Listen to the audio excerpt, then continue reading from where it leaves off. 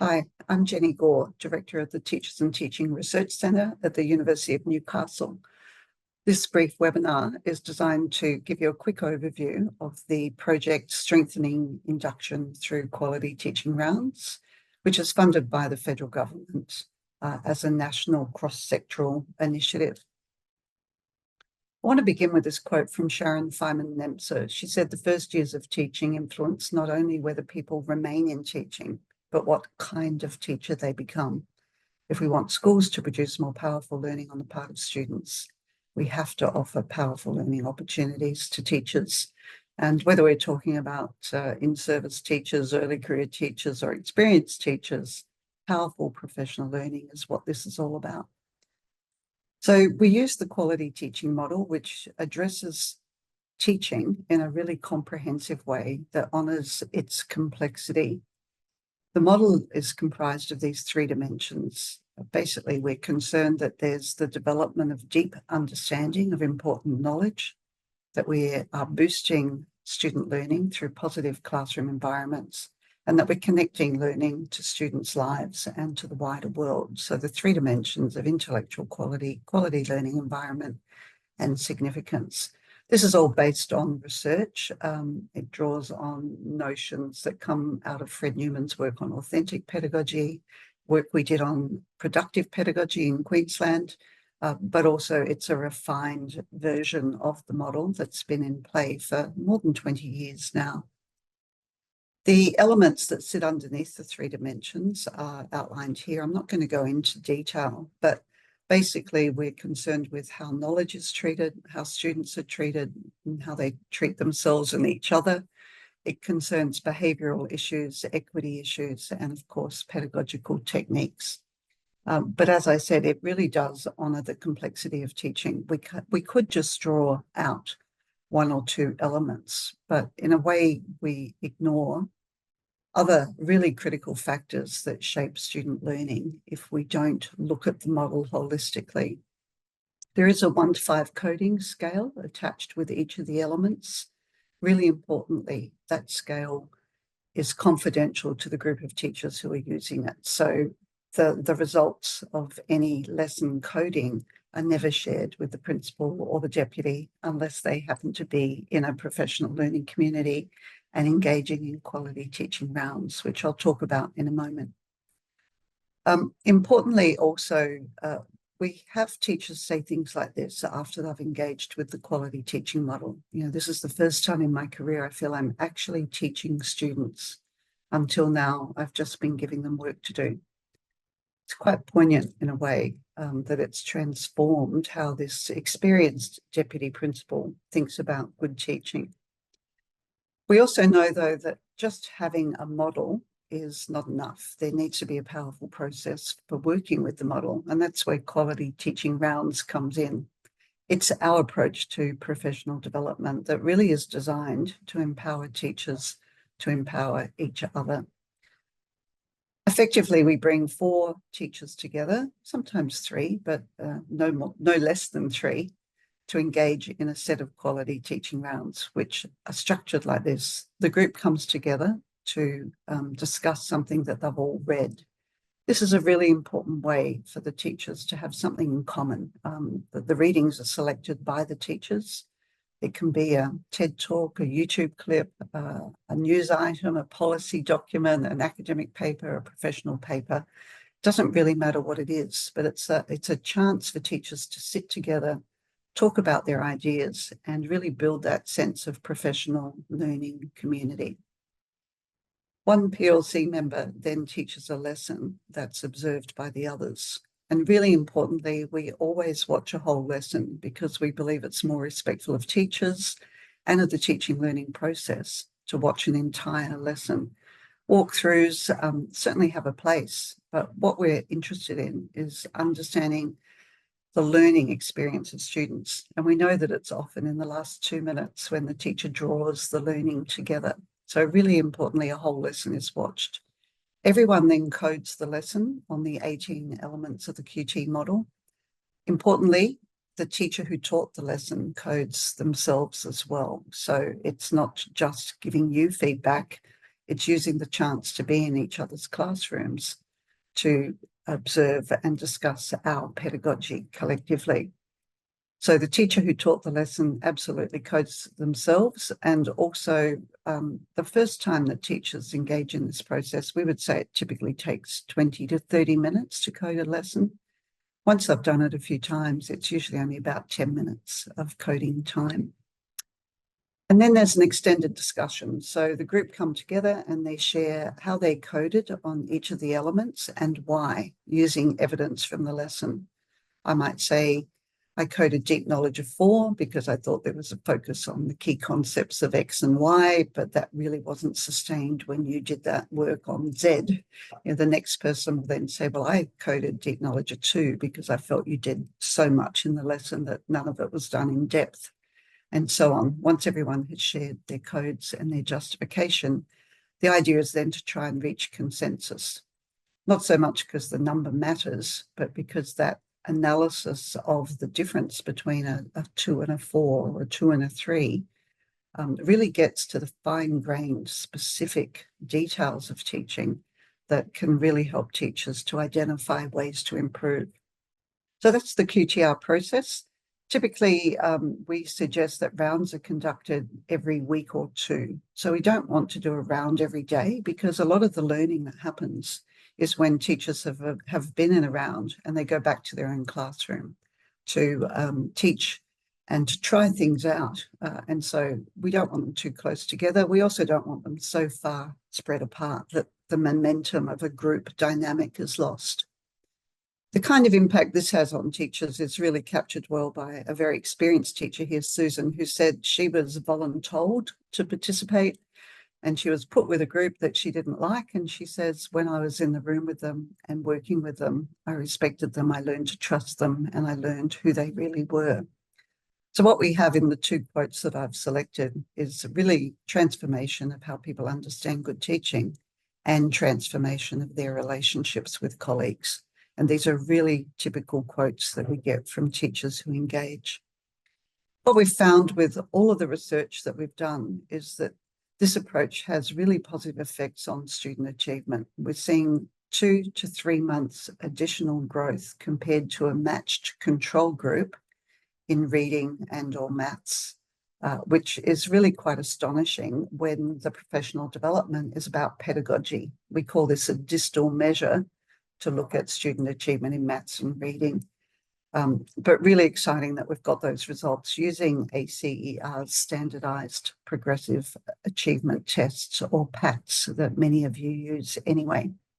We've also found these effects to occur for students in years 3, 4 and 5, 6. We did start a study in Victoria with year 8, but unfortunately we just didn't get enough participants post-COVID for it to yield a positive effect.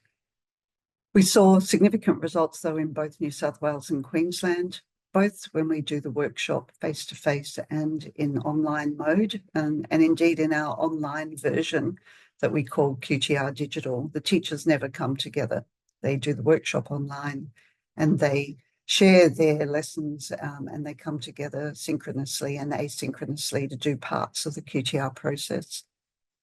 We've seen significant results when I've led the Quality Teaching Rounds 2-day workshop, but also when our advisors have led the workshops, which shows its scalability. And really importantly, we had the Institute for Social Science Research at the University of Queensland run the Queensland trial. We provided the PD, they did the evaluation. And so statistically significant positive effects in all of those different trials. In many ways, I think you could say Quality Teaching Rounds has been evaluated more than any other professional development program in the world, with these 4 trials, plus another one that we did back in 2014 and 15. We've also seen really positive effects for teachers on the quality of their teaching as measured by the model, on teacher morale, on their efficacy and their confidence, their collaboration and collegiality, and ultimately on school culture. And you saw that with the quote I used before. Bree, a first-year teacher, says before round she was overwhelmed, basically, and found it so isolating that she didn't really know if the 4 years of university were worth it. She thought perhaps she might quit. Instead, after doing rounds, she says, I can actually get there and I love what I do. So again, we can see how it can really impact for beginning teachers. I do just want to draw quickly on this quote from some American colleagues who say that innovations often fail when we focus only on the surface features rather than the underlying mechanisms. You know, arguably QT rounds is just another form of peer observation, but it's much more than another form of peer observation. It works because there is the model of quality teaching that really is shared among teachers, provides shared concepts and language with which to talk about practice, and therefore I think has much stronger effects. When I say I think, I actually know. We have a paper that we have just finished writing that compares QTR to more conventional forms of peer observation. So we know that it makes a difference. We give teachers sustained time for critical analysis of practice. I mean, in the end, it's 4 days, and I know in the current context that 4 days is a lot, but the results are absolutely worth it. And that's certainly what we hear from teachers and from school leaders. The process also is very attentive to how power functions in social groups, and it really does build this climate of trust that helps to support teachers' professional learning. Since 2009, when we first started documenting the workshops we were running on quality teaching rounds, we've now worked with, almost 1,500 schools, around 6,000 teachers, and we estimate that they've worked with or are working with more than 1 million students. So it's absolutely having an effect at scale, and you can see that we have schools, each dot here is a school. We have schools in every state and territory now involved in the project. And that's really exciting to us. There's a lot of empty space in Australia as well where there are no schools. So let's talk specifically now about the project. The aim of it is to improve early career teachers' quality of teaching, of course, but also their morale, efficacy, well-being, and job satisfaction. Again, really critical goals in a time when we're struggling to recruit and retain people in teaching. The idea is also to support experienced teachers who often play a major role in early career teacher induction, either as mentors or in other roles.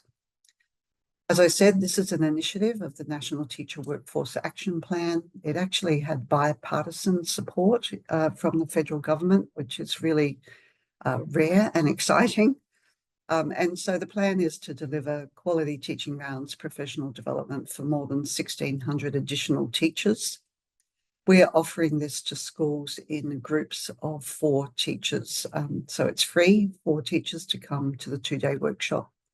Each group of 4, though, must include 2 early career teachers. We're defining that as those in their first 3 years, and at least 1 more experienced teacher. So you can have 3 and 1 or 2 and 2 effectively. The project is a 4-year project, and we're basically just over the 1-year mark. And you can see from this map the expressions of interest in the project that we've had from Australian schools.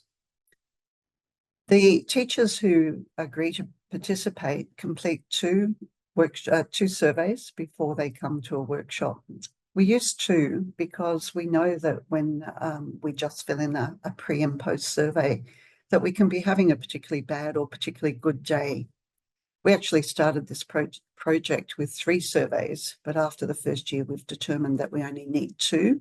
And this is what we call an interrupted time series design. So they do the 2 surveys, they attend the workshop and then do a set of rounds in their school. They complete 2 surveys once they've completed the rounds process. And then annually, we plan to survey them again. So teachers this year won't do another survey until term 4 of next year. We also will interview a subset of teachers and their principals or other school leaders. And that's, of course, a voluntary process. But we're hoping to interview as many as 20% of the participants. Schools get to, of course, participate, fully funded, so free to schools, in a 2-day QTR workshop, and we're offering those both face-to-face and online. Principals will be invited to a free online webinar. We want to give school leaders an opportunity to participate very briefly in the rounds process so they know what's involved. And of course, schools and teachers should get the kinds of benefits we've seen in all our other studies of QTR.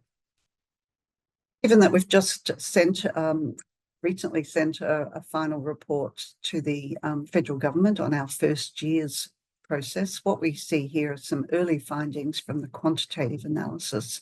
Burnout goes down, vision, trust and respect and wellbeing go up. And at the bottom, we have measures of teacher efficacy, so overall effective practice, and then subscales for classroom management, instruction and student engagement. So terrific to see those upward trends.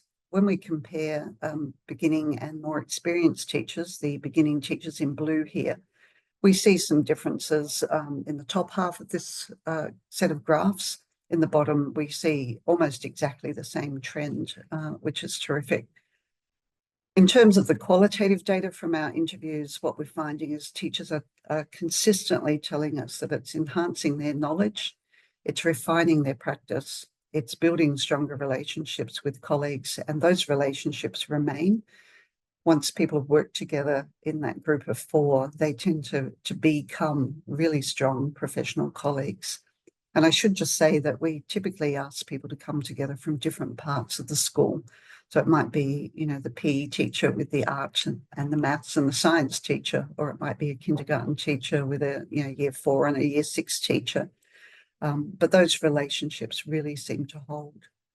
And of course, we're also hearing our interviewees tell us that they feel much better about themselves, about teaching and about their own practice. If you'd like to get involved and you're not already, this QR code will take you to an expression of interest form, and that's open unless we hit 1,600 teachers until the end of 2026. We have more than 500 teachers already at the end of the first year, so you may want to get in a little bit faster than the end of 26. So if you really are keen to be a part of this project, we need you to fill in the principal consent form, which will be sent to you once we have your expression of interest. We need teacher consent forms from the 4 teachers. Those teachers complete their 2 10-minute surveys, ideally about a week apart. 4 teachers, the group of 4, then come to a 2-day workshop. They don't all have to attend the same workshop. Some can be online, some can be face-to-face, whatever works for you and your school. They do their 4 rounds in school, and then they complete their 2 final post-intervention surveys, also a week apart. So hopefully that's given you a much better sense of what's involved in this project. In many ways, it's a pretty small intervention that we know is delivering really powerful results for teachers, and in this case, particularly for our beginning teachers who we're hoping to support through induction. If you'd like to make contact with anybody, grab the email address or the phone number. Tarina Vale is our fabulous project manager, and we'll be delighted to have a chat with you about anything I've missed in this webinar that may be of interest to you in your school. So thanks very much.